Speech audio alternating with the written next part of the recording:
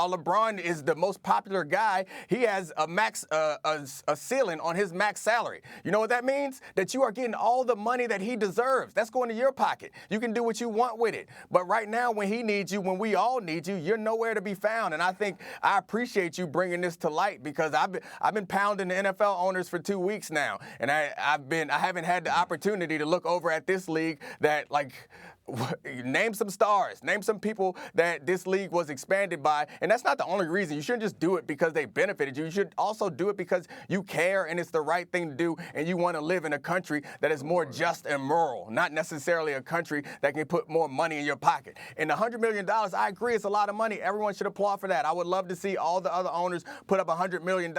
But let's be fair. How much of a sacrifice is that really? They're not going to have to sell their house. They're not going to have to stop going on vacations. They're not going to have to sell their team. Right, and if they all did it, there's $3 billion. Yeah, that's a small thing. Right, so you're right. It's not like it's going to change their lives. And of all the owners who should not have an obligation or responsibility to do this, it's the black one. Like, I'm happy Michael did it. I'm not telling him not to. But of all the people, he has this pressure. He's the one. You guys, many of you have benefited more from the structure of the system than Michael has. Like, he had to move heaven and earth. He had to be the greatest basketball player many of you have ever seen. He had to win 6 championships and build a brand, create Nike. Nike was small time before he got there. He had to do all that.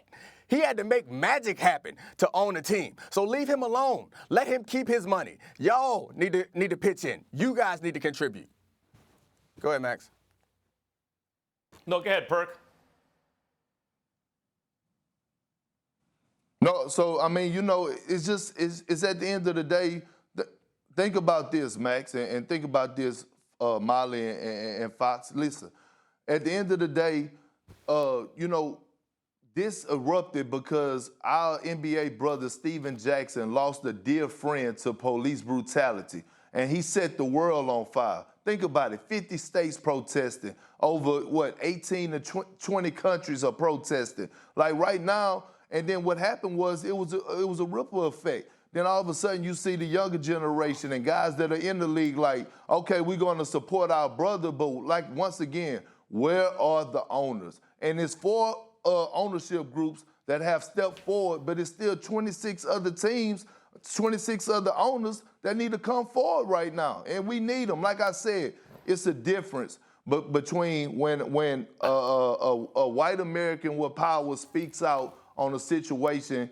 dealing with an African American person like George Floyd. It just sings a different song. Another reason I think it's different, that's less visible to us all, is that one of the most insidious things, I keep bringing this up with shut up and dribble, because the same person who said that said Drew Brees has a right to right? The most insidious thing is how many avenues of success were genuinely open to African Americans throughout most of American history, right? So athletics was one avenue of not many.